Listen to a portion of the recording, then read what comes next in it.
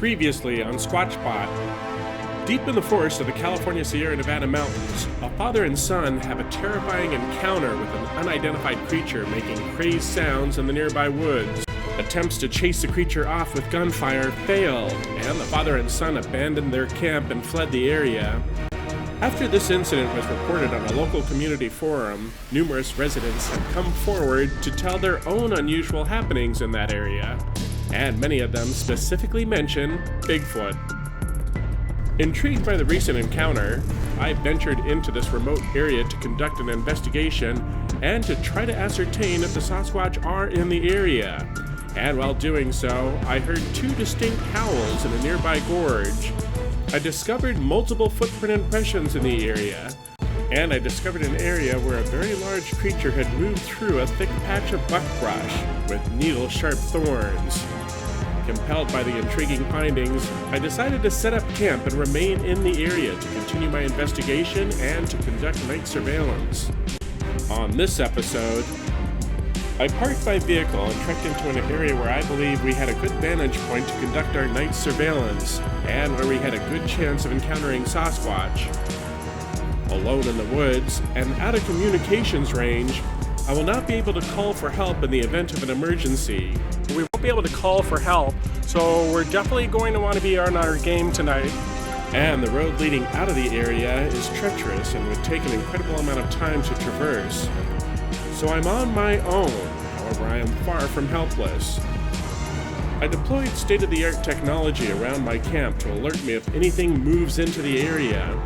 I used my parabolic microphone in an attempt to pinpoint sounds in the nearby woods, and I maintained surveillance of the area throughout the evening using the FLIR.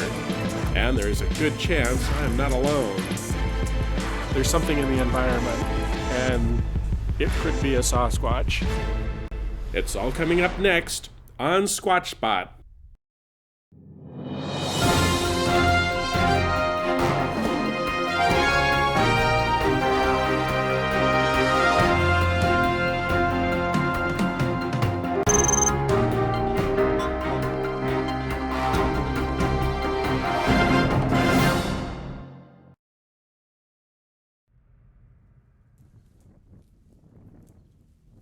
I'm investigating a recent incident that occurred in a very remote area near the south entrance of Yosemite National Park. A father and son were chased out of their camp in the dead of night by an unidentified creature making crazed sounds in the nearby woods. The creature was described as massive and had made a number of bluff charges towards the witness before he and his father left the area. This area has had significant Sasquatch activity over the years, as well as unidentified lights in the sky, mysterious fog, and other paranormal activity. It is in very close proximity to my encounter location from March 3rd, 2020, as well as Area X. Investigating the area, I heard a couple of unusual howls coming from a nearby gorge. I discovered multiple footprint impressions in the area, and I discovered an area where a very large creature had moved through a thick patch of buckbrush and incredibly dense vegetation with needle-sharp thorns. Compelled by the intriguing findings, I decided to remain in the area and continue my investigation and to conduct night surveillance. If there is a Sasquatch in the area, I think we have a unique opportunity to encounter it.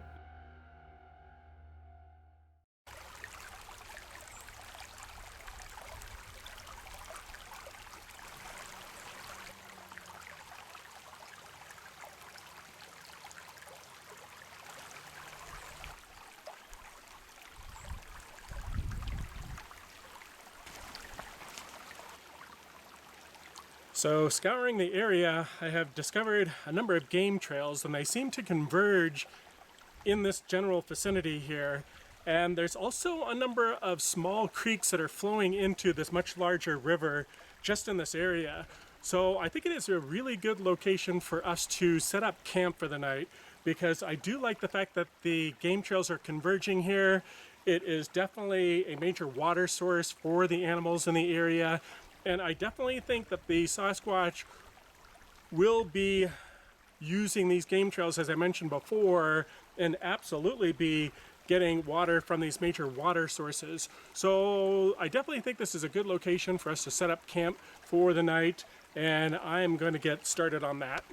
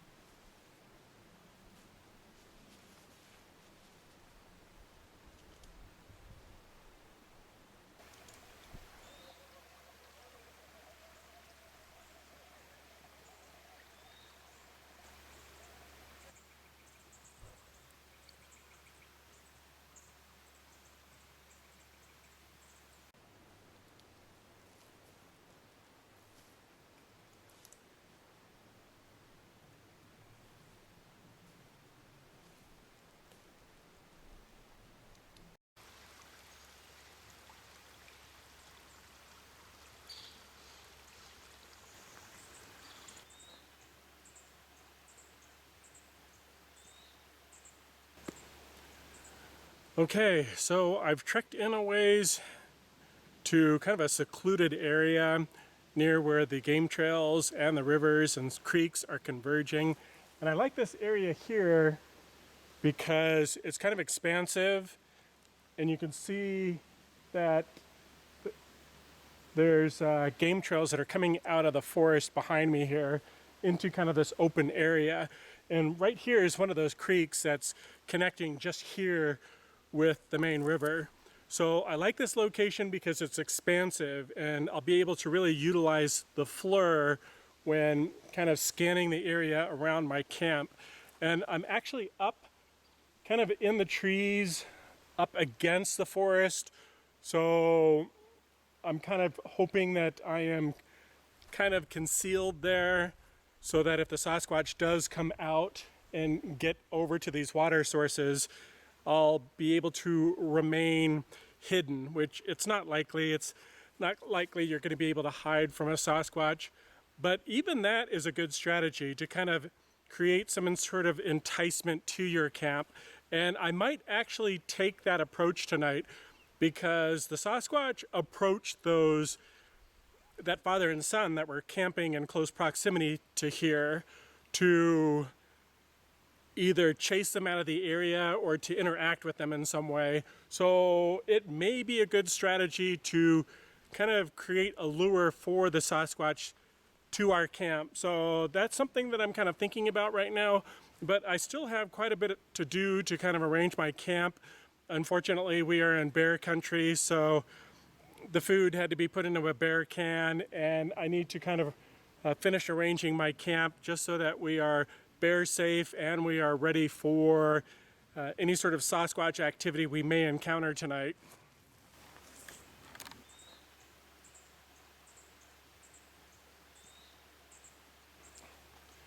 Another thing that's really important here in the California Sierra Nevada mountains is to be bear aware, and we absolutely do not want to be bringing any sort of food or any sort of fragrance item into our camp, because it'll definitely attract the bear to our camp area, and we definitely don't want that. And although we have, here in California, we have the black bear, and they're generally not so aggressive, but if there is something of interest for them, they can be quite tenacious. So it is imperative that you have your bear can, and this is a sealed container that the bears cannot get into. And this is where we store all the food and anything that might put off any sort of scent, because again, that's going to be an attractant for the bear.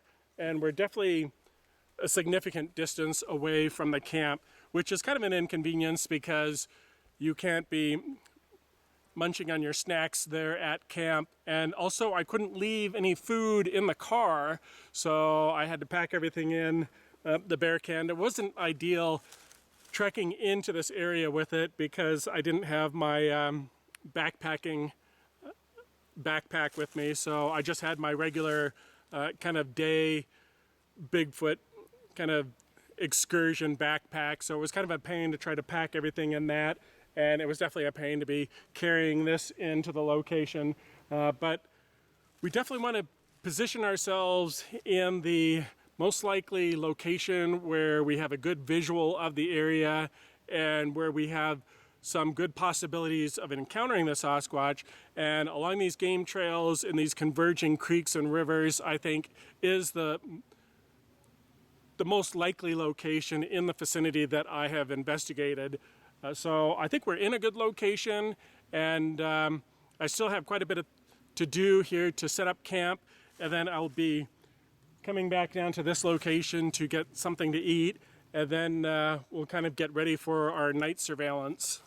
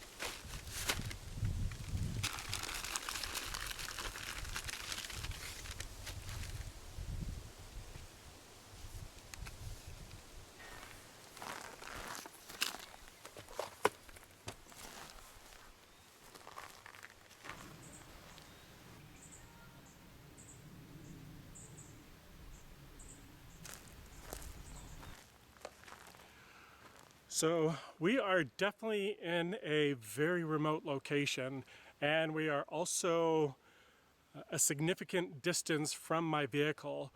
So we definitely want to be on our game tonight, and I've shared this with you before. However, I'll mention it again. They are a proximity detector, and I've got the receiver here. But what we do is we're going to put these detectors around our camp to create a perimeter. And if anything moves in front of one of these sensors, it's going to trigger the alarm. So it will definitely notify us if something is approaching the camp.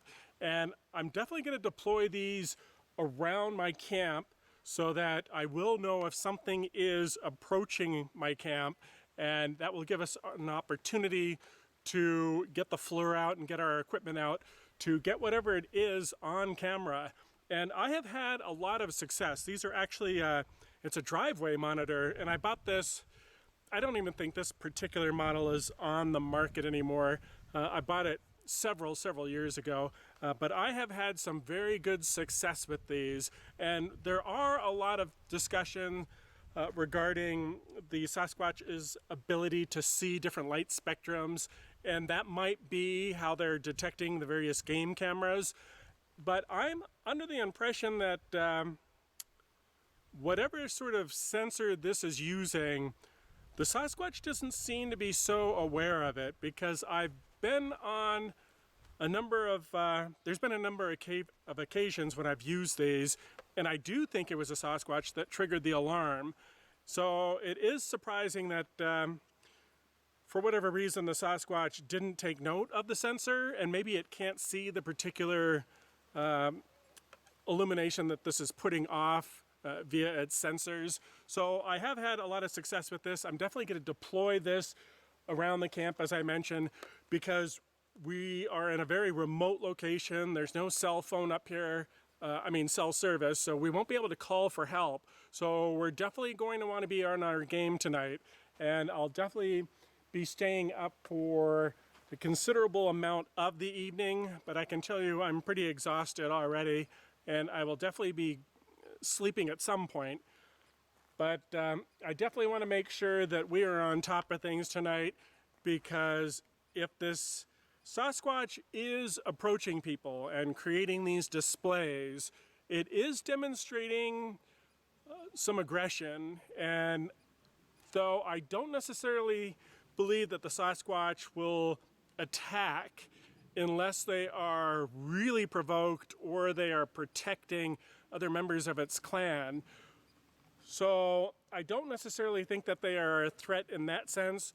However, just the fact that this one is showing some sort of aggressive behavior.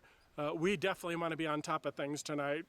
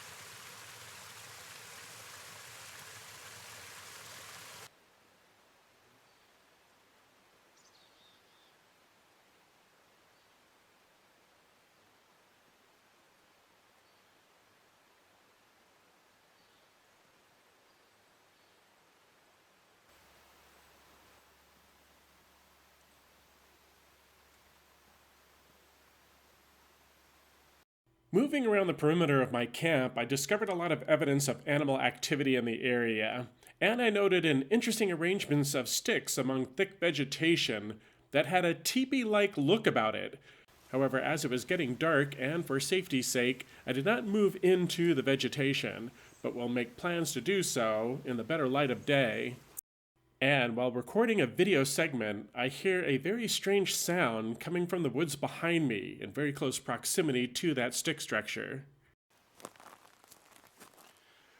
So I moved around the perimeter of my camp for quite a distance in each direction, and I have seen a lot of evidence of deer in the area, also bear and what looks like coyote.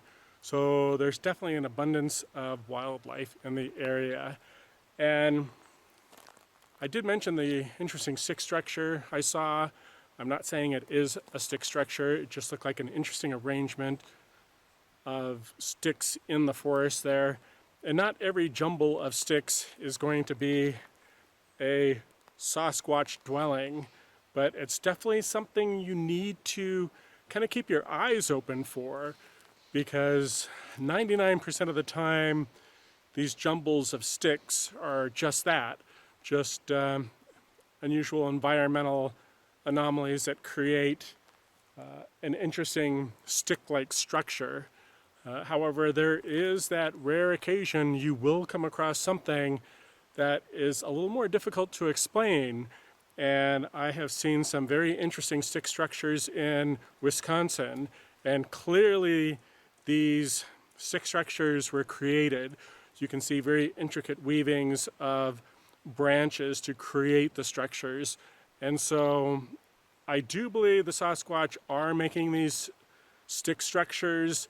I have pointed out a number of possible nest sites. The first nest site was, I'm absolutely convinced it was a nest site, because I have found hairs that do match Sasquatch hair anatomy. So I absolutely believe that nest site that I encountered in March of 2020 is definitely a Sasquatch nest. And the other one that we're investigating at that higher elevation, that interesting arrangement of branches, I was really anxious to get up there and really scour that area for any sort of physical evidence, such as hair. I didn't want to move into that vegetation because I didn't want to contaminate any evidence that might be at that location. But I think it is important that we do get back up into that area.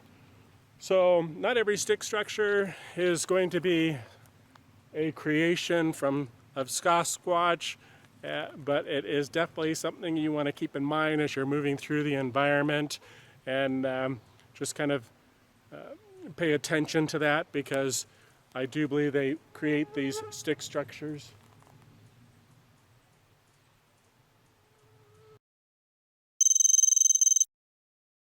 Though it is unclear what created this sound, it does very much resemble that of a flying insect.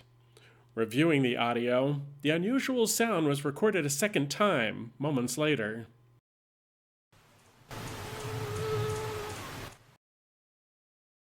Agreed. It does sound like a flying insect. However, what I find intriguing about the sound, and why I mention it, was my initial reaction to the sound, my understanding of where that sound had come from, and my interpretations of that sound.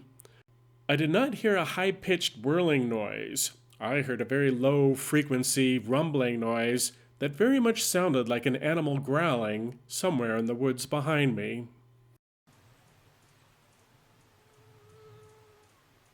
Sounds like the echoing of a plane there.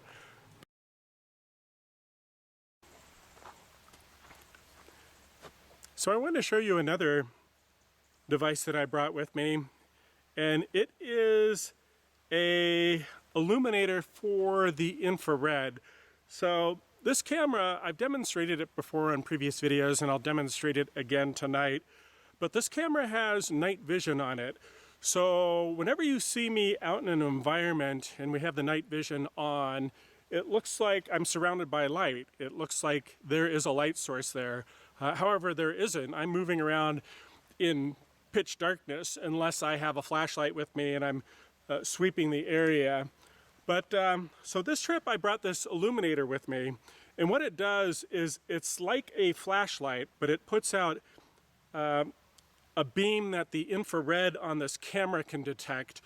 And the only reason I don't use it so much, I don't bring it with me in the field so much, is this lens is very sensitive. So it's not such a durable piece of equipment, and so that's one thing, that's one reason why I don't bring it out in the field. But another reason is I'm usually relying on the FLIR, because the FLIR can definitely give me an extreme distance of viewing in pitch dark. I could see an extreme distance using the FLIR, and I'll definitely be breaking it out tonight. And I also have some backup batteries for it, so if it does go out on us, we will be able to charge it, and I'm hopefully those chargers will be able to get it back and running quickly. But this will also be a good backup for us because it will create a better illumination with the night vision on this camera, so we'll be able to see a much further distance. So that is definitely something that may come in handy tonight while we are out here.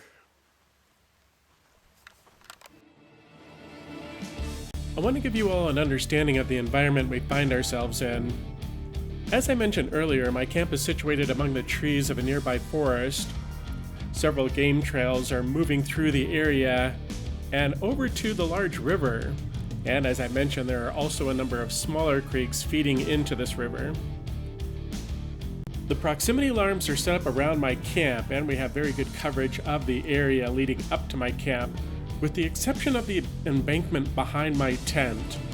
Short of affixing the sensor to a tree, it is very difficult to position a sensor to cover steep embankments, so unfortunately this area is not well covered.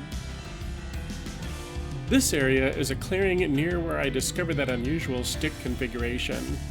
From my camp, I will be able to see a significant distance in this direction.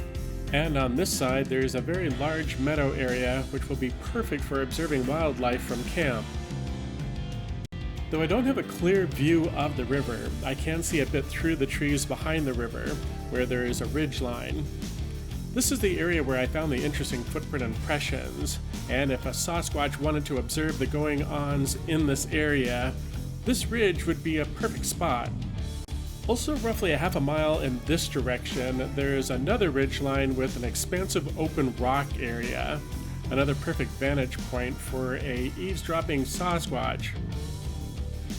With the numerous game trails and water sources converging in this area, and this expansive view from my camp, I really do think we are in a very good location to observe the wildlife in the area, and possibly even a Sasquatch.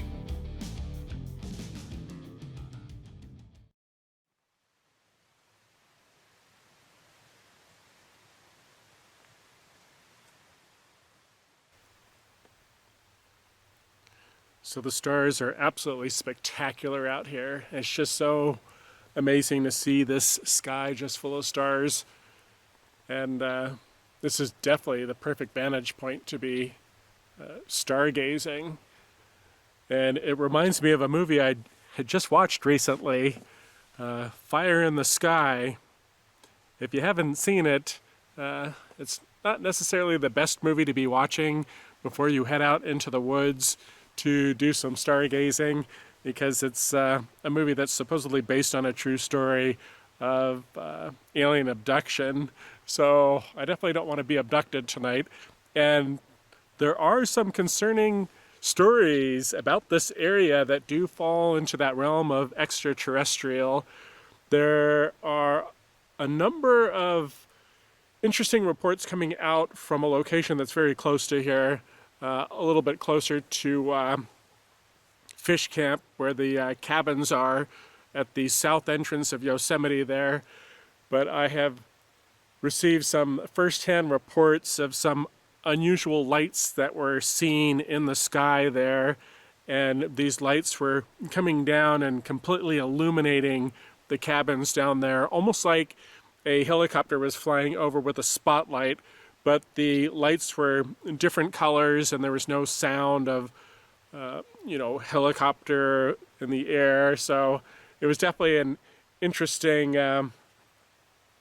report. And they were also saying that they were seeing a fog in the area. So not only were these unusual lights in the sky, but there was also this fog that was kind of enveloping them. And I told you another story about a Native American woman who was hiking in the same area, literally this in very close proximity to where we're located. And it was during the day, and she was doing a hike, and this mysterious fog just came out of nowhere and completely enveloped her. And she said it was something that she's never experienced before, and she said it had very much had this sense of like supernatural feeling or paranormal experience. She said it was very unsettling, and it was definitely a very unusual phenomenon that she had experienced. And all this is taking place in very close proximity to Area X that I told you, that area that I've been investigating, where we have had some very unusual happenings, getting a lot of unusual readings on the EMF detector. So there's definitely a lot of unusual things happening here near the south entrance of Yosemite, here around Fish Camp and up in these mountains surrounding Bass Lake near Oakhurst, and up into these higher Sierra Nevada mountains.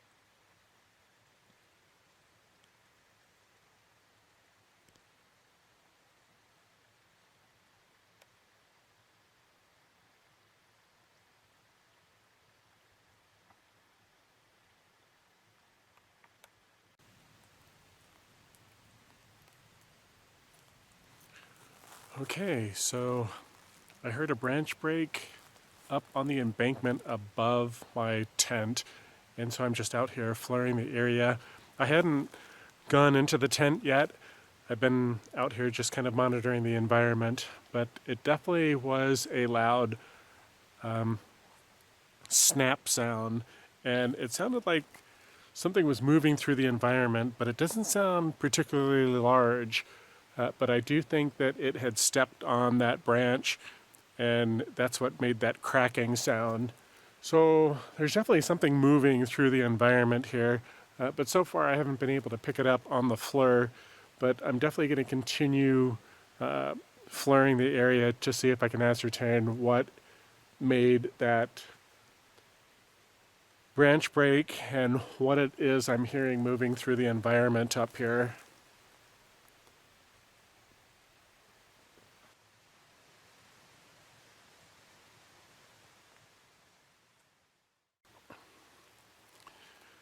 Okay, I'm not seeing anything on the FLIR, but when I pulled the FLIR down and I looked up there, I got a brief glimpse of red, and that's definitely a color you want to be paying attention to when you're out in the forest, because there's a lot of people out there who report the Sasquatch may have red eye glow, and it's their eyes actually glow.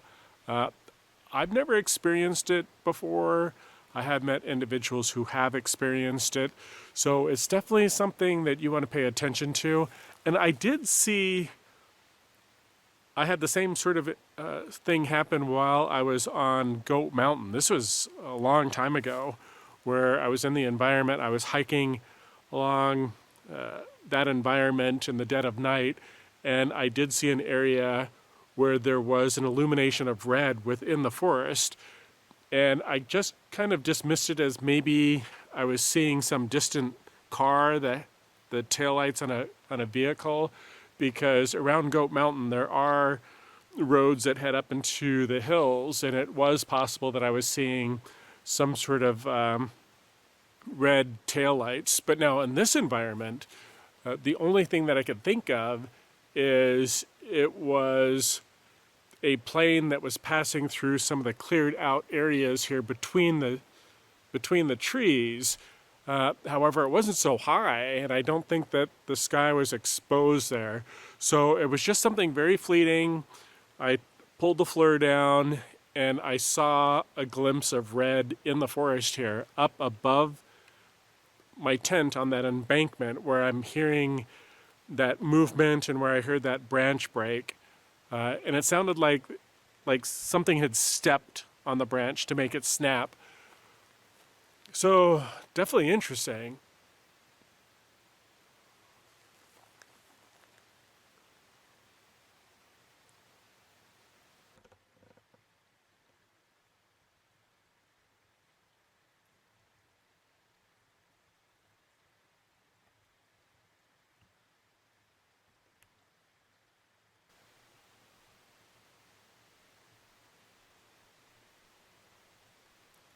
All right, I hope we caught that on camera. It was another branch break up in that direction where I saw that red.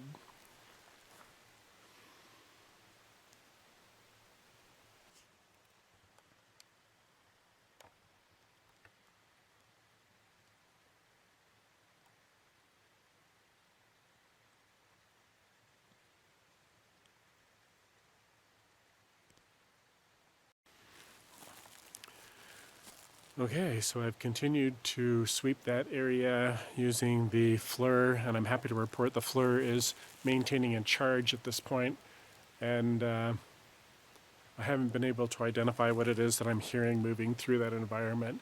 Now, I heard the two branches breaking, and it sounds like something's stepping on them, and then I saw that red. Just for a split second, there was like a red something in the forest here, the color red, and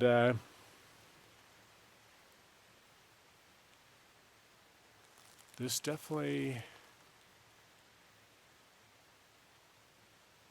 intrigues me, and I'm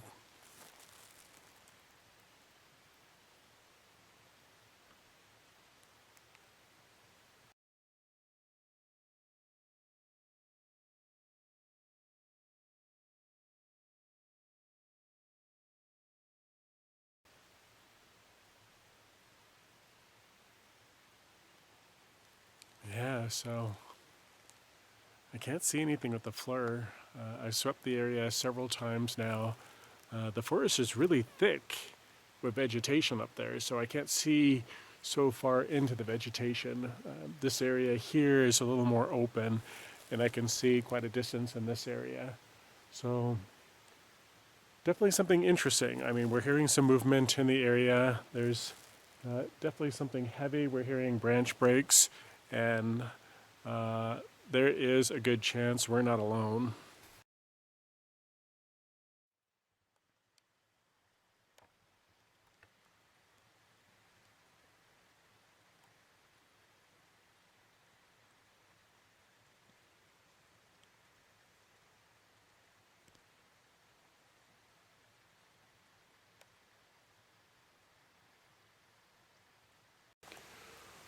Okay, so definitely some interesting things going on. I was moving around the perimeter using the FLIR to scan the meadow area, to scan the river area, and then up that embankment over to near where that unusual structure was that I pointed out that I didn't move in up to. I don't know what the glimpse of red was. I am not thinking it is Sasquatch related because it was fleeting. It was just a glimpse of red. And had it been a Sasquatch looking down at me from the embankment, I think it would have been a sustained glow there. So it must have been a plane that was flying in the distance, and I was seeing it through the breaks between the trees here. That's the only thing that I can think it could have been. Now, I'm hearing movement. We heard the branch breaks. There was two of them. There was like a crack. And then a little bit later, there was another crack, and it sounded like something was moving through the environment. Now, the thing that was moving through the environment didn't sound like it was really making a lot of noise. It was really on super stealth. Now, I just heard some thudding sounds, and it sounded like something moving quickly through the forest, like thud, thud, thud. And there was at least 4 distinct woo, woo, woo, woo. So it sounded like something was hitting the ground, something heavy. So that is very interesting. It got me to actually pull out my spotlight and scan the area. And I still have the light on because I don't know what it is that's moving in the environment around me. I can't see anything on the FLIR, and I do want to try to figure out what this is. It did sound bipedal in the sense that it was just this thud sound, like thud, thud, thud. So very intriguing. I broke out the flashlight, not so much as to scare it off, but to see what it is. And I am definitely going to be on alert at this point. And it is really quite late at night. I haven't gotten into the tent yet, but it's got to be well past 3 o'clock. So we're at that perfect time frame. I've had illumination here at the camp, so if there were Sasquatch in the area, absolutely they should be able to pinpoint my location. So that was really interesting. Definitely interesting. I'm going to stay up. I'm going to continue to FLIR the area because there's something in the environment, and it could be a Sasquatch.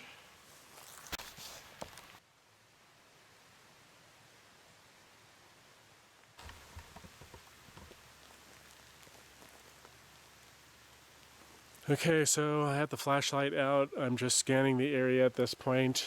I've lost the FLIR again, so I've had to get it back on a charger just because I've been using it so much trying to ascertain what that sound was.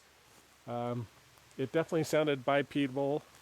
It was just this thud, thud, thud, thud. It sounded like something was moving fast through the environment. Before I mentioned, we heard the 2 branch breaks. It sounded like something had stepped on a branch and broken it. And that last thud, thud, thud sounded like something was moving to get away. So definitely, I definitely think that there is something in the environment here. I've got the flashlight out just to kind of try to catch a glimpse of whatever it is. I'm not necessarily trying to scare it away. I'm just trying to see what it is. And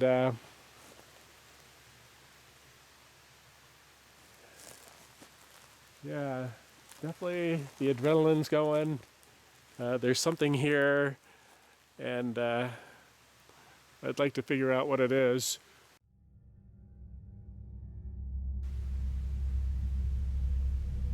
I monitored the area for a significant amount of time, and I broke out the infrared illuminator to continue my surveillance of the area once the FLIR battery had died.